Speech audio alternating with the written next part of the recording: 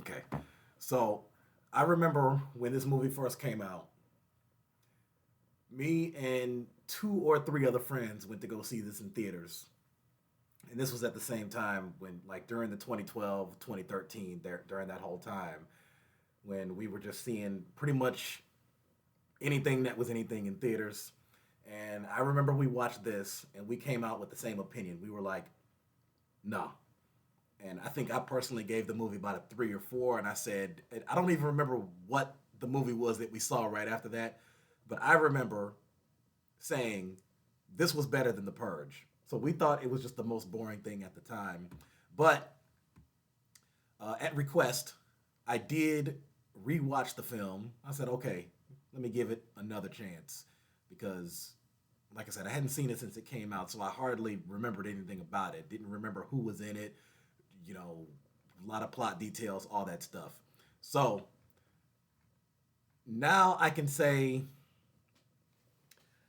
I guess I can bump this movie up to about around a 6.5. So I don't think it's anywhere near the worst of the worst, but it's still nowhere near the best of the best. Still not my, personally, my ideal type of movie. I definitely wouldn't put this in my top favorites with any genre. So this doesn't come close to a lot of other films that are suspense, thriller, dramatic, whatever. I will say that for the most part, it was suspenseful. It was, you can say it's kind of mysterious, kind of thrilling. So here's how Common Sense Media breaks it down. Now, they gave this movie a 60%. And let's see. As usual, there are way more kids commenting on this than adults. There's 26 adults and there's 174 kids. My goodness. Okay, so what's the story? In the year 2022, the US government has established the Purge, an annual 12-hour period during which citizens can do whatever they want legally, even murder. Ethan Hawke's character, James Sandon, has made tons of money selling security systems to the wealthy, and as the Purge begins, he prepares to barricade himself inside with his wife, Mary, and his kids, Zoe and Charlie.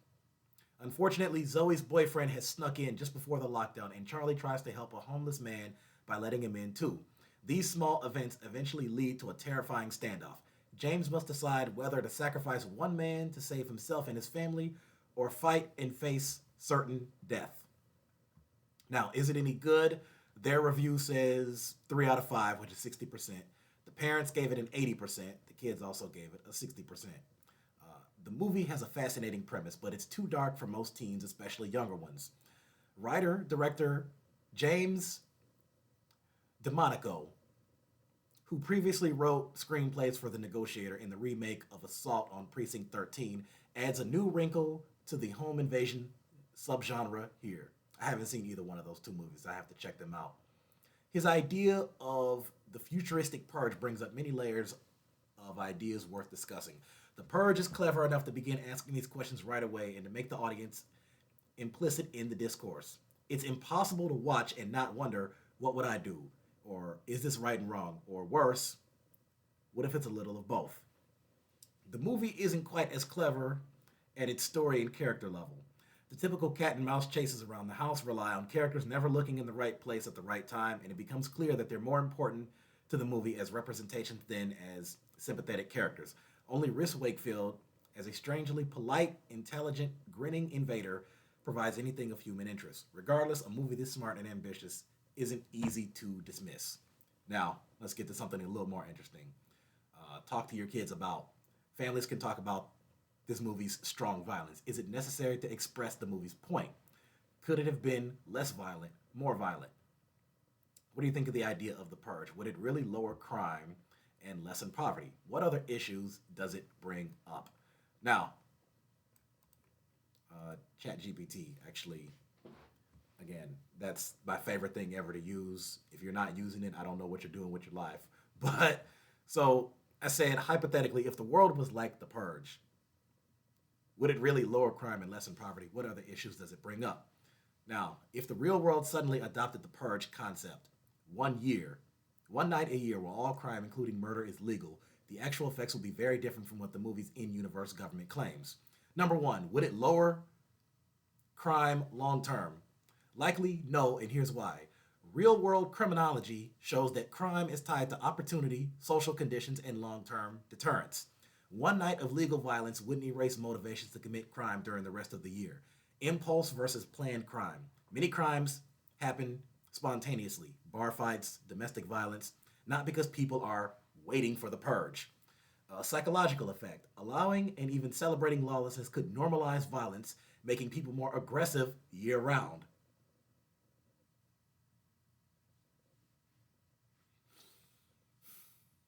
Retaliation cycles. Someone kills your cousin on purge night, you wait until the next purge to get revenge. This fuels ongoing conflict, not less. Would it lessen poverty? Number two. Again, probably no, and possibly the opposite. Economic inequality. The wealthy would have better means to protect themselves, private security, fortified homes, escape abroad, while the poor would be disproportionately victimized. You don't say.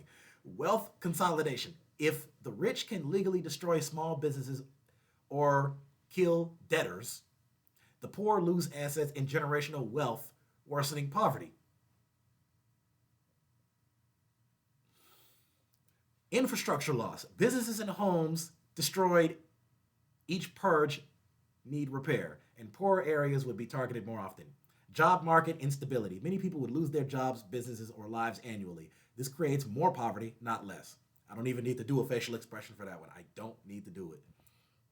Other major issues it would cause. It would cause collapse of trust in society, mental health crisis, brain drain, migration, political corruption, erosion of the justice system, insurance chaos, widening inequality. The bottom line, this movie premise works as a dystopian satire. It's a commentary on inequality, political manipulation, and societal violence. But in reality, it would almost certainly increase poverty, destabilize communities, and lead to higher overall violence, not less. Now, let me. I'm sorry to do this on. I should have done this part before I started the video, but they also talk about the film's violence. Now, families can also talk to their, families about the violence. Again, to repeat the question, is the violence necessary to express the movie's point? Could it have been less violent, more violent? The violence in The Purge is definitely one of the most noticeable features, but it's also one of the ways it delivers its main themes. And there's a case to be made for both keeping it as is and changing the intensity. Why the violence is there. Shock factor, social commentary, moral discomfort. The Purge's premise is extreme, so the violence has to feel extreme to make the audience believe this world exists. The brutality is a metaphor for how society already allows systemic harm to the poor and vulnerable. It just isn't as obvious. The film wants viewers to feel unsettled, asking, would I take part? How far would I go? Without real danger, the moral dilemma might not hit as hard. Could it have been less violent? Yes, if the focus shifted more towards suspense, moral tension, and psychological warfare instead of bloodshed. For example, showing more aftermath, destroyed homes, grieving families, and less on screen killing could still make the point. A toned down version might even be more chilling because your imagination fills in the gaps. Okay, there's a good point right there. Here's the risk, though. The risk is reducing violence too much might undercut the horror aspect, making the satire feel toothless. Could it have been more violent? Yes, but that might have turned it into pure gore horror and overshadowed its social message. The more you escalate violence, the more you risk audiences focusing on the spectacle rather than the commentary. Over the top violence can also make it easier for viewers to emotionally detach. It's just a movie, it's just movie carnage, instead of engaging with the real world parallels. Balance in the actual film. The first Purge movie is actually less violent than its sequels. It focuses on one home invasion with bursts of violence surrounded by tension.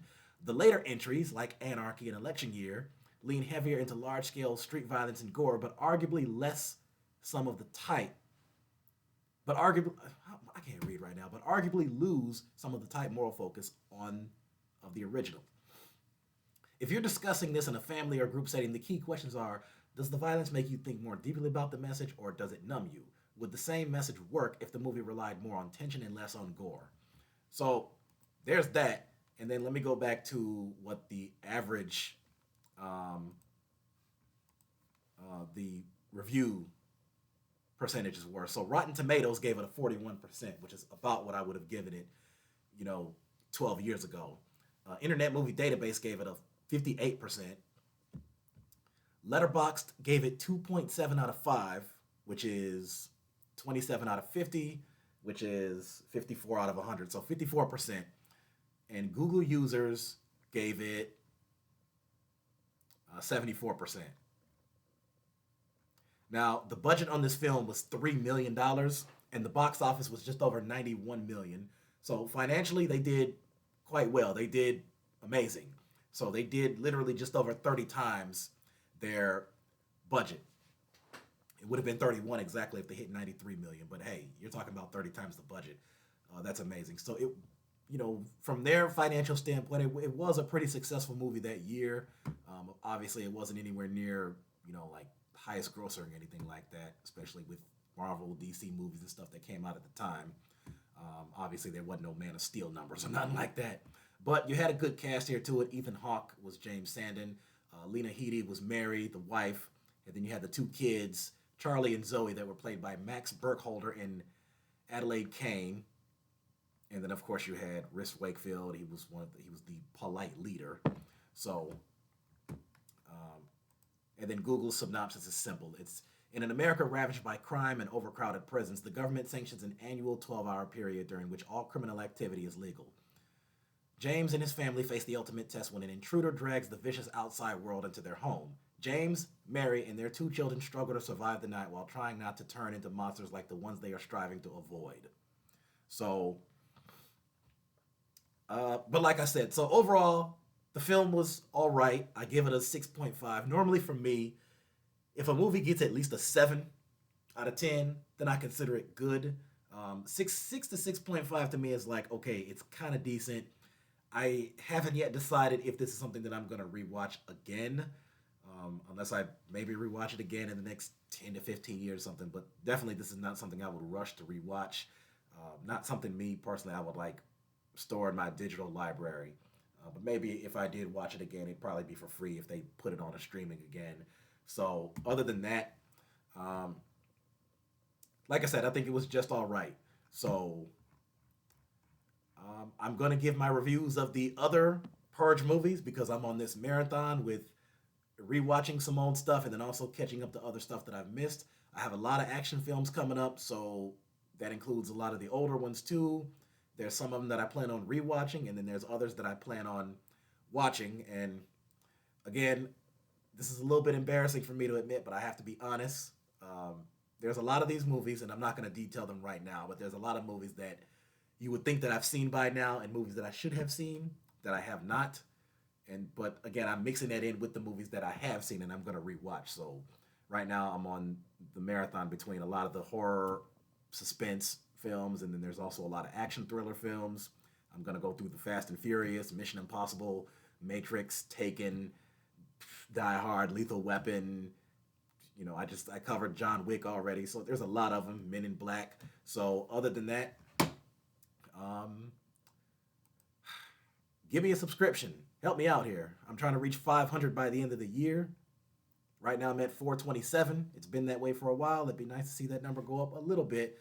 So if you're watching this on YouTube, do me a favor, hit the subscribe button. Go to my About section. You'll find the links to my other socials: Facebook, Twitter, Instagram, TikTok, Blue Sky. It's all there.